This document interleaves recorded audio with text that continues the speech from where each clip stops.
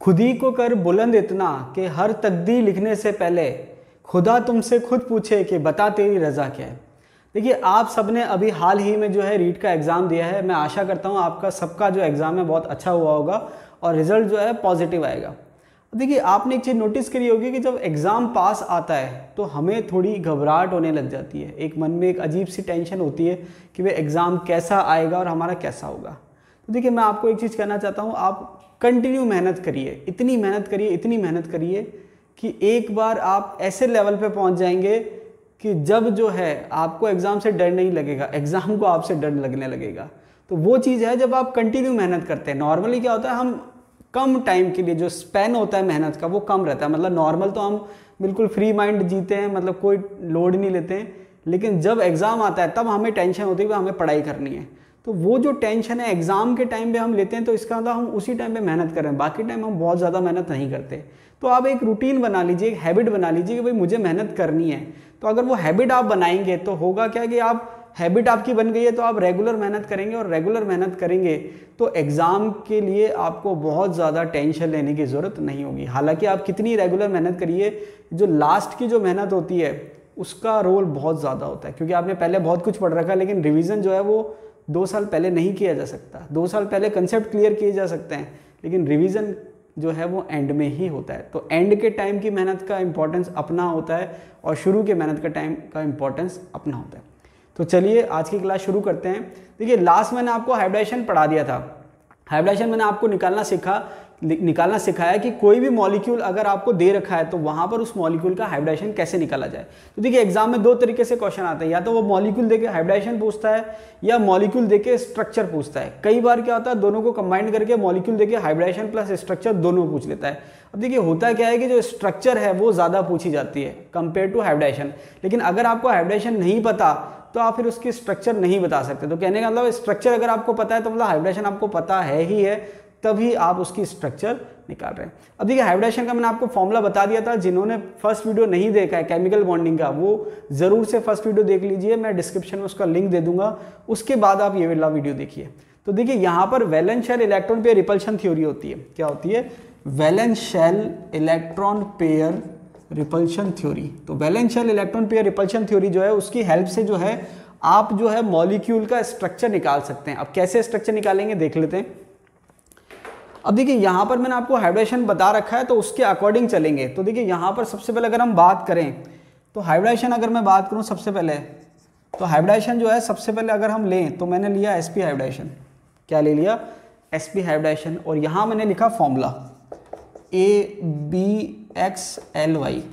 अब यहाँ पर ABXLY मैंने कॉमन फॉर्मूला ले लिया। इसको कैसे भी आप समझ सकते हो, समझाने के पॉइंट ऑफ व्यू से बता रहा हूँ। A यहाँ पर सेंट्रल एटम है, A यहाँ पर क्या है? Central atom.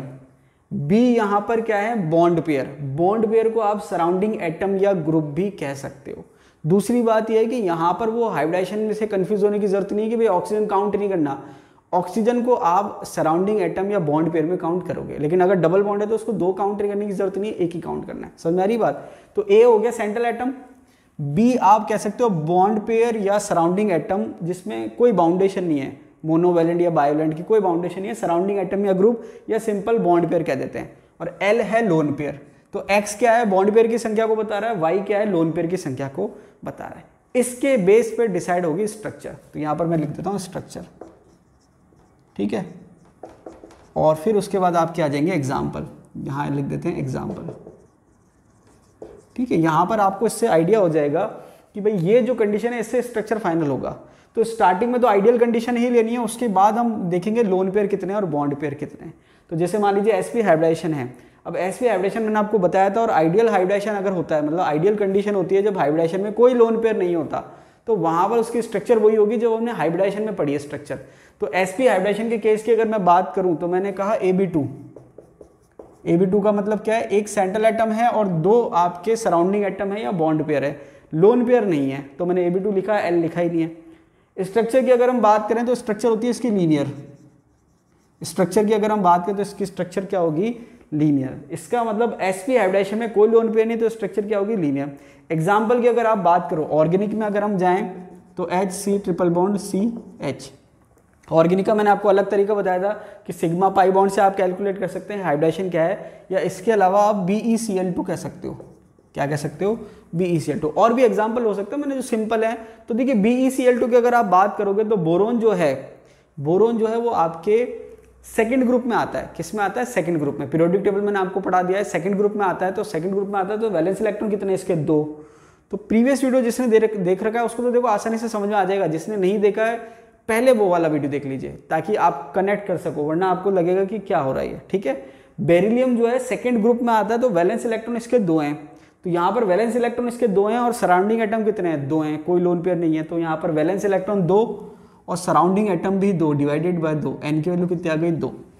कोई चार्ज नहीं है तो 2 आगे, इसका मतलब यहाँ पर इसका हाइब्रिडेशन क्या हो जाएगा? sp, लीनियर स्ट्रक्चर हो जाएगी। तो ये आपके हो गया। अब यहाँ पर कोई लोन पेयर की कंडीशन नहीं आती है। इसके बाद सेकंड हमने लिया sp2। सेकंड हाइब्रिडेशन हमने क्या ले लिया? sp2। तो यहाँ पर पहली कंडीशन तो यही है ab3। पहली कंडीशन तो यही है ab3, मतलब एक सेंट्रल एटम और 3 बॉन्ड पेयर। तो जो आइडियल कंडीशन है वही है। तो आइडियल कंडीशन में sp2 का हाइब्रिडेशन की स्ट्रक्चर क्या होती है? Trigonal planar. क्या होती है? Trigonal planar. ये स्ट्रक्चर होती है ट्राइगोनल प्लेनर। अब ट्राइगोनल प्लेनर स्ट्रक्चर होती है, इसकी अगर हम एग्जाम्पल की बात करें तो BF3, BCl3, ये आप एज ए एग्जाम्पल कह सकते हो। और भी एग्जाम्पल हो सकते हैं, मैंने सबसे जो कॉमन है वो मैंने यहाँ लिख दिए।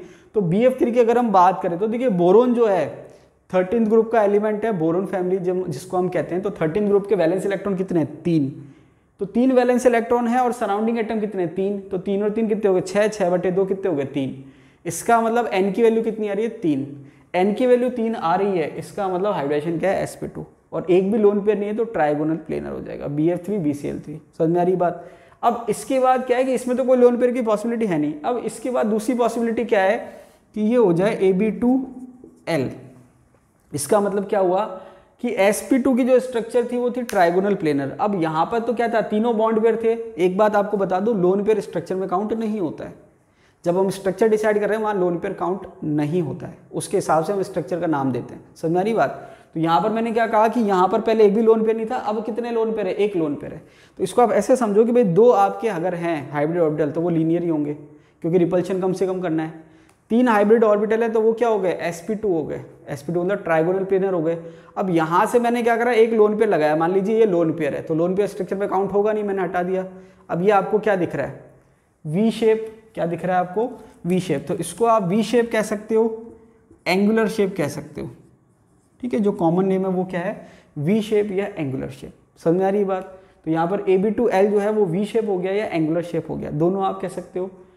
यहाँ पर एक लोन पेयर प्रेजेंट है। तो अब जब आप इसका एग्जाम्पल देखोगे कि भाई एक लोन पेयर हो जाए तो उसका एग्जाम्पल अगर हम बात करें SnCl2, जो सबसे कॉमन एग्जाम्पल है वो एग्जाम्पल है SnCl2।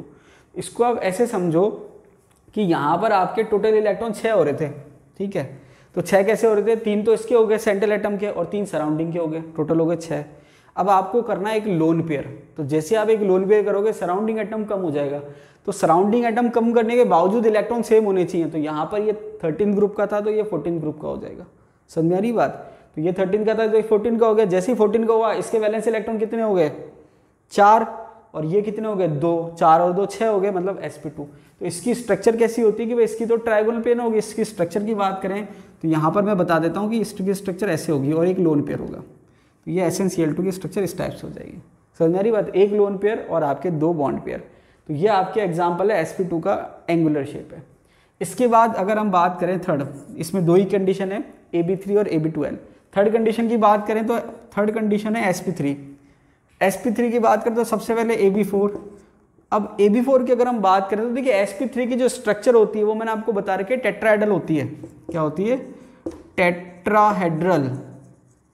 टेट्राहेड्रल को हिंदी में कहते हैं चतुष्फलकीय। और मैंने आपको बताया था कि यहाँ पर जब आप इसकी स्ट्रक्चर इमेजिन करते हो तो स्ट्रक्चर कैसे इमेजिन करनी है कि भाई ये आपके टोटल 4 हाइब्रिड ऑर्बिटल हैं और चारों आपस में रिपल्शन कर रहे हैं। और रिपल्शन करने के बाद वो ऐसी स्ट्रक्चर बनाते हैं जिसमें एक ऑर्बिटल पर बाकी तीनों ऑर्बिटल द्वारा लगने वाला जो रिपल्शन है वो बराबर हो।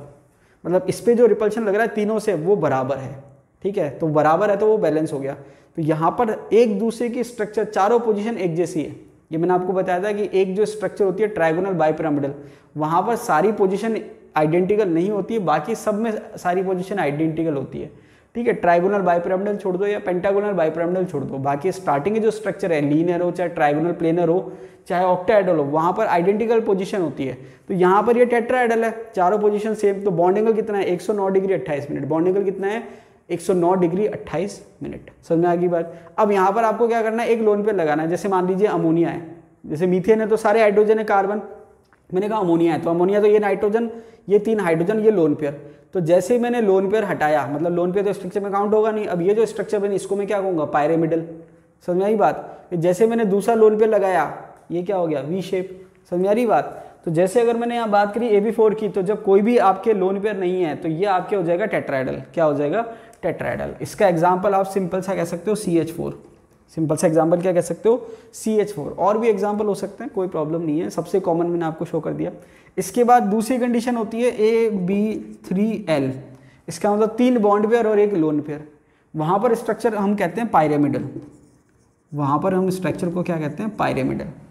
तो पायरेमिडल स्ट्रक्चर की अगर हम बात करें तो स्ट्रक्चर का एग्जाम्पल हो जाएगा NH3। तो यहाँ पर तो आपके टेट्राहेड्रल ऐसे हो जाएगा और 1 लोन पेयर आते ही ऐसे हो जाएगा। अब एक बात आप बहुत इंपॉर्टेंट है, ध्यान रखना, सॉरी, एक बात जो है बहुत इंपॉर्टेंट है वो ये है कि अगर आपके ऑप्शन में, भाई क्योंकि हम पढ़ का रहे हैं, फर्स्ट ग्रेड के लिए पढ़ रहे हैं, तो अगर आपके ऑप्शन में एक्चुअल स्ट्रक्चर का ऑप्शन ही ना हो, जैसे फॉर एग्जांपल अमोनिया पूछा उसने और आप जैसे देखेंगे अमोनिया, अरे वाह हमको आता है, आप ढूंढेंगे पायरेमिडल। पायरेमिडल आप देखेंगे कि कई बार ऐसा हो सकता है कि चारों ऑप्शन में आपको पायरेमिडल मिले ही ना। तो अब आप सोचेंगे भाई मैं तो पायरेमिडल पढ़ के आया हूँ, सर ने भी पायरेमिडल पढ़ा है, अब ऑप्शन में तो पायरेमिडल है नहीं, क्या करें। तो अगर पायरेमिडल ऑप्शन में नहीं होगा तो ऑप्शन में होगा टेट्राहेड्रल। तो आपको आंसर क्या टिक करना है, टेट्राहेड्रल। इसका मतलब क्या हुआ, इसका मतलब ये हुआ कि सबसे पहले तो आपको वो जो स्ट्रक्चर एक्चुअल उसकी है वो ढूंढनी है, जो मैं आपको यहाँ समझा रहा हूँ। अगर बाय चांस एक्चुअल स्ट्रक्चर का ऑप्शन ना हो तो आपको जो हाइब्रिडाइजेशन वाला स्ट्रक्चर है, एक्चुअल जो आइडियल स्ट्रक्चर है हाइब्रिडाइजेशन वाला, उसको टिक करके आना है। समझ में आ गई बात। जैसे अमोनिया आ जाए तो सबसे पहली प्रायोरिटी किसकी, पायरेमिडल की। पायरेमिडल ऑप्शन में आ गया तो वही टिक करना है, टेट्राहेड्रल टिक नहीं करना। लेकिन अगर पायरेमिडल ऑप्शन में नहीं है तो आपको फिर क्या टिक करना है, टेट्राहेड्रल टिक करना है। समझ में आ गई बात, ये बात ध्यान रखना, ठीक है।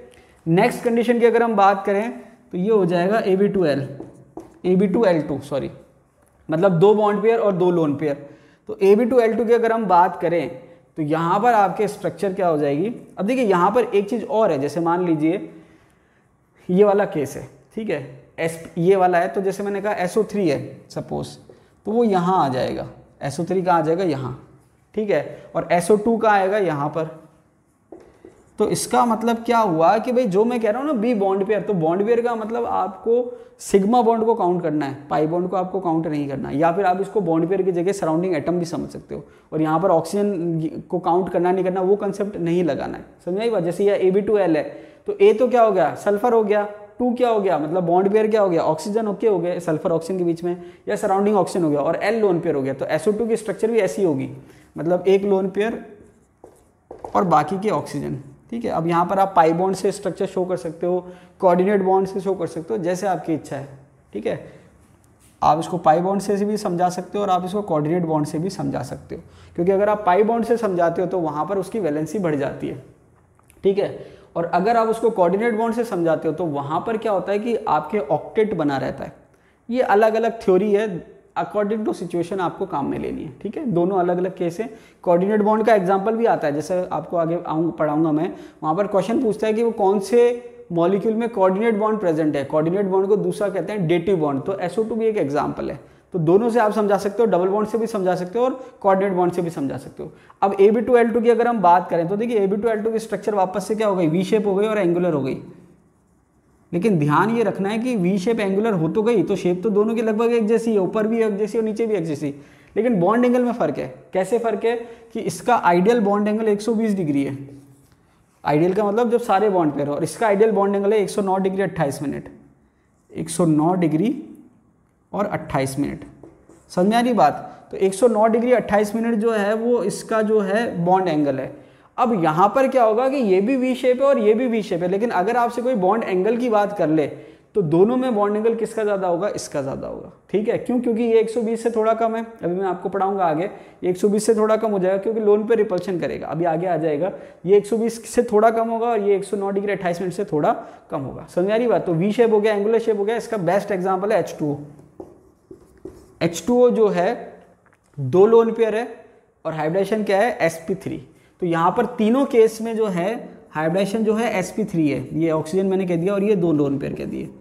तो यहाँ पर जो है अमोनिया में 1 लोन पेयर हो जाएगा, ये जैसे आपने नाइट्रोजन कह दिया तो तीनों हाइड्रोजन हो जाएंगे, हाइड्रोजन हाइड्रोजन हाइड्रोजन, ये नाइट्रोजन हो गया, ये कार्बन हो गया, तो चारों हाइड्रोजन हो गए। तो तीनों केस में आपने देखा कि ये आपके क्या है, तीनों केस में हाइब्रिडेशन sp3 है, लेकिन स्ट्रक्चर जो है एक में टेट्राहेड्रल है, एक में पायरामिडल है और एक में एंगुलर है। अब यहाँ पर मैंने सारे मॉलिक्यूल नहीं लिख रहा हूँ क्योंकि मैंने आपको हाइब्रिडेशन में मैक्सिमम मॉलिक्यूल की प्रैक्टिस करवा दी थी और मैंने आपसे कई मॉलिक्यूल छोड़े भी थे, तो वो आप प्रैक्टिस करना। अगर उसमें कोई मॉलिक्यूल समझ में नहीं आए तो आप मुझे कमेंट करना कि सर ये मॉलिक्यूल का हाइब्रिडेशन मुझे समझ में नहीं आया, तो मैं आपको समझा दूंगा। दूसरी बात यह है कि जितने भी आपने मॉलिक्यूल लिखे वहाँ पर हाइब्रिडेशन निकालने के लिए, वो सारे मॉलिक्यूल आप यहाँ अप्लाई करके देखिए कि भाई वो मैंने हाइब्रिडेशन तो निकाल लिया लेकिन उसकी स्ट्रक्चर क्या होगी, फिर वो अप्लाई करके आप देखिए। अगर कोई मॉलिक्यूल समझ में नहीं आए तो आप मुझे कमेंट करिए कि सर इस मॉलिक्यूल के मुझे हाइब्रिडेशन और स्ट्रक्चर समझ में नहीं आई, तो मैं आपको नेक्स्ट वीडियो में जो है उसको सॉल्व करके बता दूंगा। ठीक है, तो ये बात थी किसकी, sp, sp2 और sp3 की। अब देखिए नेक्स्ट हाइब्रिडेशन की अगर हम बात करें तो यहाँ पर आपके हाइब्रिडेशन है sp3d। इसकी इंपॉर्टेंस ये है कि ये आइडेंटिकल नहीं है। आइडेंटिकल का मतलब जैसे अभी हमने पढ़ा sp, sp2, sp3, तो वहाँ पर सारी पोजीशन सेम थी। कोई सी भी पोजीशन पे अगर आप लोन पे लगाओगे या एटम प्रेजेंट होगा तो वो सेम रहेगा, लेकिन यहाँ सारी पोजीशन सेम नहीं होती। ऐसा क्यों है देख लेते हैं। देखिए sp3d जो है हाइब्रिडेशन, उसमें अगर हम बात करें कि कोई लोन पेयर नहीं है ab5, तो स्ट्रक्चर होती है इसकी ट्राइगोनल बाइपिरामिडल, शॉर्ट में लिख देते हैं TBP। क्या लिख देते हैं, TBP, ट्राइगोनल बाइपिरामिडल। जैसे मैंने आपको बताया था कि sp3d हाइब्रिडेशन को हम 2 ग्रुप में भी डिवाइड कर सकते हैं, sp2 और dp। जैसे मान लीजिए मैं यहाँ साइड में लिखने की कोशिश करूँ तो ये हो जाएगा sp2 और dp। तो अब आपने देखा है कि sp2 की जो स्ट्रक्चर होती है वो क्या होती है, ट्राइगोनल प्लेनर होती है, और dp मैंने आपको बताया था पिछले वीडियो में लीनियर होता है। तो यहाँ पर दोनों को मिला दें तो ट्राइगोनल प्लेनर और लीनियर, तो ट्राइगोनल बाइपिरामिडल हो गया। अब होता क्या है कि इसकी स्ट्रक्चर अगर हम देखें तो इसकी स्ट्रक्चर ऐसी होती है, ये मैंने स्ट्रक्चर बना दी।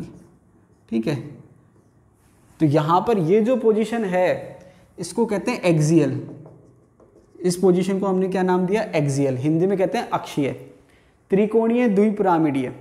ठीक है, आई थिंक मुझे जहाँ तक ध्यान है सही बोला है मैंने, त्रिकोणीय द्विपिरामिडीय या ट्राइगोनल बाइपिरामिडल। तो ये एक्सियल को हम कहते हैं अक्षीय और इसको कहते हैं इक्वेटोरियल।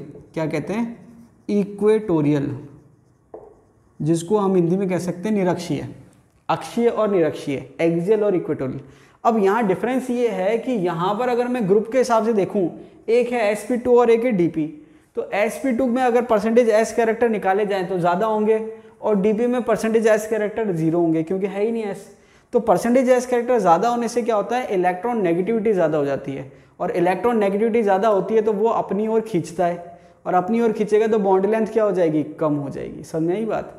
तो यहाँ पर आप देखेंगे कि इसकी जो बॉन्ड लेंथ है इक्वेटोरियल की वो कम होती है और एक्सियल की जो बॉन्ड लेंथ है वो ज़्यादा होती है।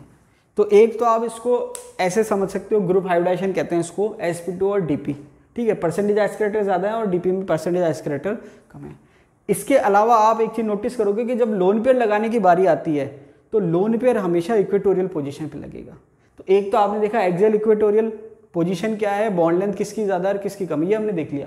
दूसरी बात, लोन पेयर जो है वो कहाँ लगेगा, इक्वेटोरियल पोजीशन पे, ये आपको ध्यान रखना है। ठीक है, तो सबसे पहले हम आइडियल कंडीशन जो है ट्राइगोनल बाइपिरामिडल, उसके एग्जाम्पल की बात करें तो PCl5 जो है इसका सबसे कॉमन एग्जाम्पल है, बेस्ट एग्जाम्पल है PCl5।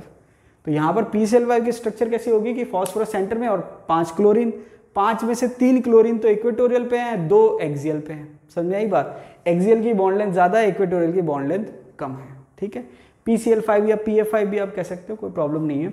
इसके बाद जब दूसरी कंडीशन की हम बात करते हैं AB4L की, तो एक लोन पेयर आ गया। अब एक लोन पेयर जो है, अब जो हमने पिछले केस पढ़े वहाँ लोन पेयर कहीं भी लगाओ स्ट्रक्चर वही रहेगी, लेकिन यहाँ लोन पेयर अलग अलग पोजीशन पे लग सकते हैं। कैसे, यहाँ भी लग सकता है, यहाँ भी लग सकता है। क्योंकि दोनों पोजीशन डिफरेंट है, दोनों पे लगाने से इफेक्ट डिफरेंट होगा, जो रिजल्ट आएगा, जो रिजल्टेंट स्ट्रक्चर आएगी वो डिफरेंट आएगी। तो यहाँ पर आपको ध्यान रखना है कि जो लोन पेयर है इस केस में कहाँ आएगा, इक्वेटोरियल पे, ये पूछा जा चुका है इक्वेटोरियल, ठीक है। तो ये आपको ध्यान रखना है कि इक्वेटोरियल पोजीशन पे लोन पेयर आएगा, ठीक है। ये सबसे इंपॉर्टेंट बात है इसमें, बाकी बहुत सिंपल है। अब इक्वेटोरियल पोजीशन में जब आप लोन पेयर लगाओगे तो जैसे मान लीजिए कि इसी की बात करें तो मैंने ये लोन पेयर लगा दिया, तो जब ये लोन पेयर लगा दिया अब ये स्ट्रक्चर में काउंट नहीं होगा। तो देखिए इसको अगर हम समझने की कोशिश करें तो ये पहले ऐसे था, ये तो ट्रायंगुलर प्लेनर हो गया, एक ऊपर और एक नीचे। अब आपने लोन पेयर कहाँ लगवाया, इक्वेटोरियल पे, लोन पेयर कहाँ लगाया, इक्वेटोरियल पे, ये हट गया, ठीक है, ये हट गया और आपके क्या बच गया, ये बच गया। तो अब स्ट्रक्चर ऐसी बच गई कि भाई ये दो तो ऐसे हो गए और ये ऊपर नीचे हो गए, ये स्ट्रक्चर हो गई। ये जो स्ट्रक्चर है इसको हम एक्चुअल जो शब्द है वो होता है सीसो, ठीक है। ये देखिए ऐसे हो गई है स्ट्रक्चर, कैसे हो गई कि ये दो तो ऐसे हो गए, ठीक है, और ये आपके दो अगर हम कहें तो ये ऐसे हो गए, ठीक है, एक ऊपर और एक नीचे, इसको सीसो कहते हैं। आपने देखा होगा छोटे बच्चे होते हैं, एक इधर बैठ गया और एक इधर बैठ गया, ऐसे ऐसे झूलते हैं, तो वहाँ क्या हो गया, ये तो आप उसको मान लीजिए एक्सियल और ये आपके इक्वेटोरियल दो, ठीक है। तो यहाँ पर जो स्ट्रक्चर आती है उसको कहते हैं सीसो। अब सीसो इसका एक्चुअल नाम है, इसके अलावा और भी नाम होते हैं, डिस्टॉर्टेड टेट्राहेड्रल कह सकते हो आप, डिस्टॉर्टेड टेट्राहेड्रल ये भी नाम होता है, ठीक है। कई बार इसको हम पाई शेप या के शेप भी कह देते हैं, हालांकि एक्चुअल में के या पाई आप इसको नहीं कह सकते, लेकिन फिर भी नाम लिखा हुआ रहता है तो बाई चांस कन्फ्यूजन ना हो इसलिए बता देते हैं।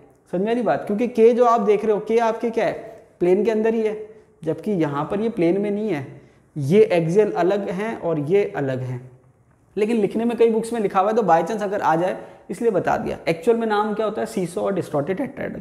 तो लोन पेयर आ गया तो ये हो गया सीसो डिस्टॉर्टेड टेट्राहेड्रल। एग्जाम्पल क्या होगा, SF4, एग्जाम्पल क्या होगा, SF4। कैसे, सल्फर जो है सेंट्रल एटम में वैलेंस इलेक्ट्रॉन कितने 6, सराउंडिंग कितने 4, तो टोटल कितने हो गए 10, 6 4 10 का मतलब n की वैल्यू 5, n की वैल्यू 5 का मतलब sp3d हाइब्रिडाइजेशन, ठीक है। ये तो मैंने यहाँ तक बताया था। अब 5 में से सराउंडिंग कितने हैं, जब जैसे मान लीजिए SF4 का ही निकालें तो 5 आ गया, n की वैल्यू सराउंडिंग कितने 4 ही तो दिख रहे हैं, एक क्या बचा, लोन पेयर बच गया। तो लोन पेयर कहाँ आ जाएगा, आपके इक्वेटोरियल पोजीशन पे आ जाएगा। समझ आ रही बात, तो यहाँ पर इसकी स्ट्रक्चर हो जाएगी सीसो या डिस्टॉर्टेड टेट्राहेड्रल। लेकिन अगर ऑप्शन में ना हो सीसो या डिस्टॉर्टेड टेट्राहेड्रल तो आप क्या करोगे, ट्रायगोनल बाइपिरामिडल। समझ में आ गई बात।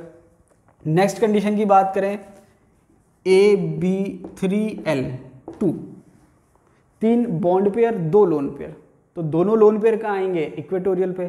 तो अब मैंने क्या करा, एक लोन पेयर और लगा दिया। तो जैसे मान लीजिए इसको मैंने हटा दिया, लोन पेयर मैंने शो कर दिया यहाँ पर और यहाँ पर। अब एक मज़ेदार बात और है, अब देखिए यहाँ पर अगर हम समझने की कोशिश करें कि भाई इक्वेटोरियल पे ही लोन पेयर क्यों आ रहा है, उसका रीज़न ये है कि इक्वेटोरियल पोजीशन जो है मोर स्पेसियस है, मतलब उसमें स्पेस ज़्यादा है कंपेयर टू एक्सियल। इसको आप ऐसे समझ सकते हो कि अगर मैं रिपल्शन की बात करूँ, यहाँ समझा देता हूँ आपको साइड में, अगर मैं रिपल्शन की बात करूँ तो ये तो मैंने कहा ट्रायगोनल प्लेनर है, ठीक है, ये तो मैंने क्या कहा, ट्रायगोनल प्लेनर है, और ये एक्सियल है। अब ट्रायगोनल प्लेनर जो है इनके आपस में जो एंगल है वो है 120 डिग्री। ट्रायगोनल प्लेनर का जो आपस में एंगल है वो कितना है, 120 डिग्री। लेकिन उन तीनों जो बॉन्ड है उसका जो एक्सियल है उससे एंगल कितना है, 90 डिग्री। समझ में आ रही बात। तो अगर मैं एक्सियल के बॉन्ड एंगल की बात करूं तो एक्सियल जो है ये वाला, ये जो तीनों इक्वेटोरियल हैं उससे कितने डिग्री का एंगल बनाएगा, 90 डिग्री का। तो एक्सियल के 3 एंगल जो हैं वो 90 डिग्री के हो गए, और इसके साथ जो एंगल होगा वो 180 डिग्री का होगा। तो ये मैंने लिखा एक एंगल हो गया 180 डिग्री का। जबकि इक्वेटोरियल पोजीशन की अगर मैं बात करूं, जैसे मैं इसको कह देता हूं इक्वेटोरियल पोजीशन, इसके बॉन्ड एंगल की बात करूं तो इसने जो 120 डिग्री का एंगल बनाया है, इससे भी बना लिया और इससे भी बना लिया, तो 2 एंगल जो है वो 120 डिग्री के हो गए। और इसने ऊपर वाले से और इसने नीचे वाले से 90 डिग्री का बना लिया। इसके ऊपर ही लिख देता हूँ, 2 एंगल 90 डिग्री के हो गए। समझ में आई बात। तो यहाँ पर आप देखोगे कि जो कम बॉन्ड एंगल होता है वहाँ पर मतलब पास पास है, रिपल्शन ज़्यादा है, और बॉन्ड एंगल ज़्यादा होता है मतलब दूर दूर है, रिपल्शन कम है। तो आप ये देखोगे कि जो 90 डिग्री का बॉन्ड एंगल है यहाँ पर 2 ही हैं और यहाँ पर कितने 3, इसका मतलब यहाँ पर रिपल्शन ज़्यादा होगा। तो आप ऐसे भी समझ सकते हो कि भाई यहाँ पर जो एक्सियल पे जो एटम है उस पर ज़्यादा रिपल्शन लग रहा है, तो ज़्यादा रिपल्शन लगने से वो दूर हो जाता है। दूर होने से क्या हो गया, बॉन्ड लेंथ ज़्यादा हो गई। दूसरी बात, यहाँ पर रिपल्शन ज़्यादा है तो यहाँ पर रिपल्शन कम है, और लोन पेयर जो है वो ज़्यादा स्पेस ऑक्यूपाई करता है, इसलिए इक्वेटोरियल पोजीशन पे आता है। समझ में आई बात? ये कंसेप्ट की बात है, हालांकि बहुत ज़्यादा नहीं पूछते, लेकिन मैं आपको समझाना चाह रहा हूँ, केवल रटाना नहीं चाह रहा कि भाई आपने ये ट्रिक से रट लिया और आपको याद हो गया क्वेश्चन आपको करना भी है, थोड़ा बहुत कंसेप्ट से आप समझ भी सकते हो। ठीक है, मैंने आपको समझा दिया, इसका रीज़न ये होता है। अब यहाँ पर अगर हम बात करें इसकी स्ट्रक्चर जो होती है, तो 2 लोन पेयर अगर एक हो गया, इसकी स्ट्रक्चर को हम कहते हैं टी शेप। इसकी स्ट्रक्चर को हम क्या कहते हैं? T shape. क्यों? क्योंकि 2 साइड लोन पेयर आ गए, तो अब आपके जो ट्राइगोनल प्लेनर था ये 3 वाला, 3 में से आपने 2 हटा दिए, 1 बच गया और 1 बच गया और 1 ऊपर नीचे बच गया, तो ये हो गया ऊपर नीचे वाले एक्सियल और ये आपके इक्वेटोरियल वाला हो गया। तो ये स्ट्रक्चर ऐसी हो गई। तो ये आप ऐसे देखेंगे तो समझ नहीं आएगा, ऐसे देखेंगे आपको टी शेप लगेगी। समझ में आई बात? तो टी शेप स्ट्रक्चर हो गई। अब यहाँ पर आप इसका एग्जाम्पल देखेंगे तो ये हो जाएगा ClF3। स्ट्रक्चर क्या हो जाएगी? ClF3। एक एक एग्जाम्पल लिखवा रहा हूँ मैं। स्ट्रक्चर क्या हो जाएगी? ClF3। तो यहाँ पर आप इसको देखेंगे तो ClF3 स्ट्रक्चर आ गई। समझ आ रही बात? तो AB3L2 टी शेप, AB3L2 क्या हो गया? T shape. नेक्स्ट अगर हम बात करें तो ये हो जाएगा AB2L3, मतलब 2 बॉन्ड पेयर और 1 लोन पेयर। तो यहाँ आपने एक और जो बचा था उस पर भी लोन पेयर लगा दिया, तो इक्वेटोरियल तीनों पोजीशन में लोन पेयर आ गया। बचा क्या? केवल एक्सियल पोजीशन। इसकी स्ट्रक्चर हो जाएगी लीनियर। तो अब आपने क्या देखा कि भाई लीनियर स्ट्रक्चर एक तो SP में थी और एक इसमें आ गई। अब यहाँ पर आपके 3 लोन पेयर प्रेजेंट है। 3 लोन पेयर मतलब यहाँ भी लोन पेयर है, यहाँ भी लोन पेयर है और यहाँ भी लोन पेयर है, केवल एक्सियल में रह गया। स्ट्रक्चर होगी लीनियर। एग्जाम्पल की अगर मैं बात करूँ तो एग्जाम्पल जो सबसे जो कॉमन है XeF2, एक तो ये है। इसके अलावा XeF2 तो है ही है, इसके अलावा अगर हम बात करें तो I3- बहुत इंपॉर्टेंट एग्जाम्पल है, नेट में गेट में कई बार आ चुका है। I3- और XeF2-। तो देखिए यहाँ पर अगर आप देखेंगे Xe जो है नोबल गैस है, वैलेंस इलेक्ट्रॉन 8 हैं, 8 और 2 10, 10 का मतलब N की वैल्यू कितनी आ गई? 5, 5 का मतलब sp3d, 5 में से आपके सराउंडिंग एटम कितने हैं? 2, मतलब 2 बॉन्ड पेयर है, बचे 3 लोन पेयर। स्ट्रक्चर क्या हो जाएगी? लीनियर। I3- में क्या है? अब आप इसको ऐसे समझो कि I3 में से 3 जो आयोडीन एटम हैं उसमें से 2 सराउंडिंग, 1 सेंट्रल है। जो सेंट्रल है उसमें माइनस चार्ज है, तो जैसे माइनस चार्ज लगाया तो उसमें 1 इलेक्ट्रॉन एक्स्ट्रा ऐड हो गया। हेलोजन में वैलेंस इलेक्ट्रॉन 7 होते हैं, 1 एक्स्ट्रा ऐड होते हैं, वो क्या हो गया? नोबल गैस कॉन्फिगरेशन हो गया। तो वही कंडीशन हो गई ये वाली। समझ में आ रही बात? बहुत ईजी है, अगर आप ढंग से प्रैक्टिस करेंगे तो आपको आसानी से कर सकते हैं। I3- कह दो या ICl2- कह दो, कुछ भी कह सकते हो। समझ में आ रही बात? तो ये आपके एग्जाम्पल हो जाएंगे। इसके बाद ये आपके हो गया sp3d कंप्लीट। ये क्या हो गया? sp3d हो गया। ये आपकी कितनी कंडीशन? सबसे ज़्यादा कंडीशन sp3d में बन रही है। कितनी बन रही है? 1 2 3 4। इसके बाद नेक्स्ट है आपके sp3d2, n की वैल्यू कितनी है? 6। यहाँ पर अगर हम बात करें AB6, सारे के सारे क्या है? बॉन्ड पेयर है। स्ट्रक्चर होती है ऑक्टाहेड्रल। स्ट्रक्चर क्या होती है? ऑक्टाहेड्रल, अष्टफलकीय कहते हैं। मैंने आपको बताया था ऑक्टाहेड्रल का क्यों कहते हैं, अष्टफलकीय क्यों कहते हैं, क्योंकि जब आप इसकी स्ट्रक्चर की बात करोगे तो यहाँ पर इसकी स्ट्रक्चर ऐसे आती है। भाई n की वैल्यू 6 है, मतलब 6 बॉन्ड बनेंगे, ये ऐसे है। तो ये आपने कहा, भाई मैंने क्या कहा? x पे 2 हो गए, y पे 2 हो गए, z पे 2 हो गए। अब जब आप इस स्ट्रक्चर को क्लोज करोगे, पैक करोगे इस स्ट्रक्चर को, तो कैसे करोगे? 1 2 3 4, 4 फेस ऊपर हो गई, 4 नीचे हो गई। तो ऑक्टाहेड्रल या अष्टफलकीय का मतलब क्या है? 8 फलक वाला, जिसकी 8 सरफेस हो। तो ये 8 सरफेस हो गई, तो इसलिए इसका नाम क्या है? ऑक्टाहेड्रल। समझ में आ रही बात? समझ के पढ़ोगे तो आपको रटने की जरूरत नहीं पड़ेगी। अब यहाँ पर ऑक्टाहेड्रल की अगर हम बात करें तो ऑक्टाहेड्रल में सबसे सिंपल एग्जाम्पल क्या है? सबसे सिंपल एग्जाम्पल है SF6 का।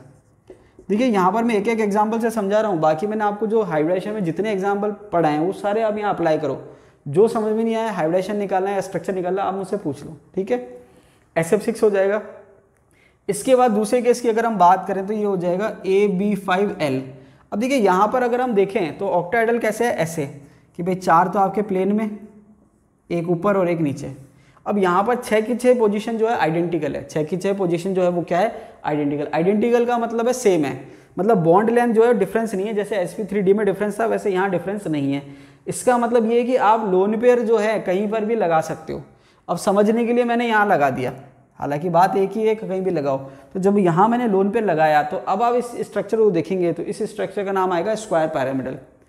इस स्ट्रक्चर का जो है नाम क्या आएगा? Square pyramidal. समझ में आ रही है बात? इस स्ट्रक्चर का नाम क्या होगा? Square pyramidal. अब इसके एग्जाम्पल की अगर मैं बात करूं तो BrF5, इस स्ट्रक्चर का जो नाम है वो क्या है, एग्जाम्पल जो है वो क्या है, BrF5। अब देखिए BrF5 की अगर हम बात करें, ब्रोमीन हेलोजन है, ठीक है, इंटर हेलोजन कंपाउंड कहते हैं। इंटर हेलोजन कंपाउंड का मतलब जिसमें हेलोजन हो लेकिन डिफरेंट हो। BrF5 में बात करें तो सेंट्रल एटम ब्रोमीन है, वैलेंस इलेक्ट्रॉन कितने हैं 7, सराउंडिंग एटम कितने हैं 5, तो 7 और 5 12 हो गए, 12/2 कितना हो गया, n की वैल्यू 6, मतलब sp3d2 हाइब्रिडेशन हो गया। सराउंडिंग एटम कितने हैं 5, मतलब एक लोन पेयर हो गया। तो इसको आप ऐसे समझ सकते हो कि ये सेंट्रल में तो ब्रोमीन आ जाएगा, और ये फ्लोरीन फ्लोरीन फ्लोरीन फ्लोरीन और ये फ्लोरीन, ठीक है। तो यहाँ स्ट्रक्चर क्या हो जाएगी, स्क्वायर पैरामीटर। नेक्स्ट केस की अगर हम बात करें AB4L2। अब यहाँ पर इंपॉर्टेंस है, क्या है कि जब पहला लोन पेयर लगाना था तो कहीं भी लगाते बात एक ही होती, जरूरी नहीं कि आपको जो नीचे दिख रहा है कहीं भी आप लगाओ, स्ट्रक्चर स्क्वायर पैरामीटर ही कहलाएगा, ठीक है। स्क्वायर पैरामीटर क्यों कहला रहा है, क्योंकि प्लेन स्क्वायर का और एक ही है ऊपर, पैरामीडल दोनों साइड होते हैं तो हम बाई पैरामीडल कहते हैं। जैसे ट्राइगोनल बाई पिरामिडल, समझ में आ रही बात, पेंटागोनल बाई पिरामिडल, एक साइड है तो पैरामीडल, दोनों साइड है तो बाई पैरामीडल, ठीक है। अब यहाँ पर मैंने कहा AB4L2, तो पहला लोन पेयर आप कहीं भी लगाओ छूट है आपको, लेकिन जब दूसरे लोन पेयर की बात आएगी तो वहाँ पर आप बाउंड हो गए। कैसे बाउंड हो गए कि लोन पेयर ज़्यादा स्पेस घेरता है। अब एक लोन पेयर यहाँ आ गया। अब अगर हम पोजीशन की बात करें, कोऑर्डिनेशन केमिस्ट्री में मैं आपको पढ़ाऊंगा, वहाँ पर आइसोमर पढ़ाऊंगा, वहाँ बताऊंगा कि अगर मैं पोजीशन की बात करूँ तो इस पोजीशन के लिए ये जो चारों पोजीशन है ये सिस पोजीशन कहलाती है, और ये वाली जो पोजीशन है ट्रांस पोजीशन कहलाती है। इसका मतलब क्या हुआ कि आपके टोटल 6 पोजीशन है। कितनी पोजीशन है, 6, ठीक है। ये मैंने कहा 6 पोजीशन है। अब अगर मैं चलिए इसकी बात करता हूँ, इसके रेफरेंस में ये जो चारों पोजीशन है सिस पोजीशन कहलाती है, और सामने वाली क्या कहलाती है, ट्रांस, क्योंकि ये अब पास है, स्पेस की अगर हम बात करें पास है ये अप्रोच में, और ये दूर है। तो यहाँ पर अगर एक लोन पेयर यहाँ मैंने लगा दिया है तो दूसरा लोन पेयर यहाँ नहीं आ सकता, क्योंकि वो पास हो जाएगा, रिपल्शन ज़्यादा होगा, क्योंकि 90 डिग्री का एंगल है। तो दूसरा लोन पेयर आता है 180 डिग्री के एंगल पर। तो समझ आ गई बात, एक लोन पेयर आपने लगा दिया, दूसरा लोन पेयर जो आएगा 180 डिग्री के एंगल पे आएगा, तो 180 डिग्री के एंगल पे आएगा, मतलब यहाँ और यहाँ आएगा। तो 2 लोन पेयर आ गया अपोजिट साइड, वो लोन पेयर अकाउंट होंगे नहीं स्ट्रक्चर में, बचेगा क्या, प्लेनर पार्ट बच गया, तो नाम होगा स्क्वायर प्लेनर। नाम क्या हो जाएगा, स्क्वायर प्लेनर। समझ में आ रही बात। अब स्क्वायर प्लेनर की अगर हम बात करें एग्जाम्पल की, तो एग्जाम्पल क्या होगा, एग्जाम्पल देख लेते हैं, XeF4। एग्जाम्पल क्या हो गया, XeF4। कैसे भाई, जिनॉन जो है नोबल गैस है, नोबल गैस का मतलब वैलेंस इलेक्ट्रॉन कितने 8 हैं, समझ में आ रही बात, 8 और सराउंडिंग कितने 4, 8 और 4 12, 12/2 मतलब 6, n की वैल्यू 6, sp3d2। अब यहाँ पर आप देखोगे सराउंडिंग एटम 4 है, मतलब 2 लोन पे रह गए। तो इसकी जब आप स्ट्रक्चर देखोगे तो स्ट्रक्चर कैसे आएगी कि ये आपके सेंटर में आ गए जिनॉन, 4 फ्लोरीन आ गए, और ये आपके लोन पेयर हो गए, ठीक है। तो यहाँ पर XeF4। अब देखिए जिनॉन के जो कंपाउंड हैं उनके मैक्सिमम पूछे जाते हैं, हाइब्रिडाइजेशन और स्ट्रक्चर, जिनॉन के हो गए या हेलोजन जो इंटर हेलोजन है उसके मैक्सिमम पूछे जाते हैं, ठीक है। इसके अलावा 2 और हैं इंपॉर्टेंट, एक ओजोन है और एक I3- है, ठीक है, वो भी बता देता हूँ आपको। एक ओजोन का पूछा जाता है और एक I3- का पूछा जाता है। I3- नहीं सॉरी, I3- तो पूछा जाता ही जाता है, ओजोन के कंपैरिजन में एक होता है N3-, एजाइड आयन कहते हैं इसको। तो आपको केवल ये ध्यान रखना है कि ये तो होता है V शेप एंगुलर, और ये होता है लीनियर। ये कई बार पूछा गया है एग्जाम में, रिपीट भी हुआ है कई बार, ठीक है। और हम डिटेल देख लेंगे, मुझे याद आया तो मैंने आपको बता दिया। ये मैंने आपको जहाँ तक ध्यान है हाइब्रिडेशन में बताया था, ठीक है, नहीं बताया तो वापस बता दिया। ये आपके केस हो गए sp3d2 के। तो आपने क्या देखा कि भाई sp3d के कितने केस हो गए, 1 2 3 4, इसके केस कितने हो गए 3, इससे ज़्यादा नहीं होते। इसका रीज़न क्या है कि भाई इलेक्ट्रॉन की जो संख्या है वो जितनी हो सकती है उसके अकॉर्डिंग केस चलेगा। भाई इलेक्ट्रॉन के वैलेंस इलेक्ट्रॉन मैक्सिमम हम 8 ही तो कर सकते हैं, उससे ज़्यादा थोड़ा ना कर सकते हैं। इसके बाद नेक्स्ट कंडीशन आती है n की वैल्यू 7 sp3d3 की।